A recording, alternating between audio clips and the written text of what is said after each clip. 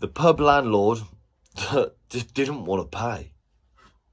Now this goes out to all the pub landlords and the public and the tradesmen as well, because as a pub landlord, you haven't got a choice. Basically, you're an open public house. Anyone can walk in. So you're best off paying your contractors.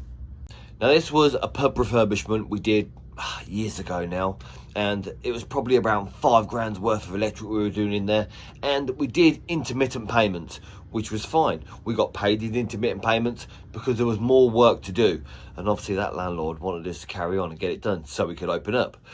But it came to the last payment. The last payment was around £190, but he didn't want to pay. So I thought, right, okay, we've had a good relationship whilst we've been working. He's always paid the bill, but it was just this last payment. He didn't want to give me the last £190. And I thought, right, we'll leave it because he's probably busy getting things up and running. He's just opened up the pub.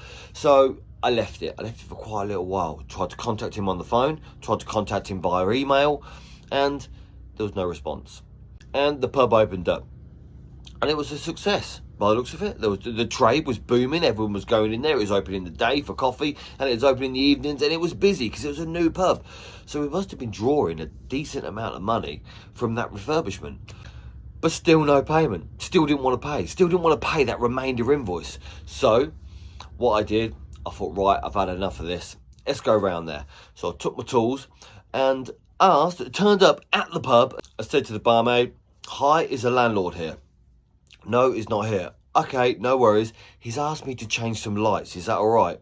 So she said, "No worries, yeah, crack on. I assume it's okay. People are in there. It's a pub, so people might need to change lights." So I got my steps out and basically just took a load of lights down. I've got a good relationship with the wholesalers, so I know I could take them back to get my £190. And he had all these fancy lights, colour changing lights, because it was a nice pub. So I started to take all these lights down, put them in a box. I let the girl behind the bar know I've got to go to the wholesalers to get some bits. I weren't coming back. I was taking them back to the wholesalers and getting my money back. But the funny thing was, there was a chippy that walked in as well. He hadn't been paid. And for a chippy or a carpenter, it's probably a bit of a nightmare to rip the skirting board off or take the doors away.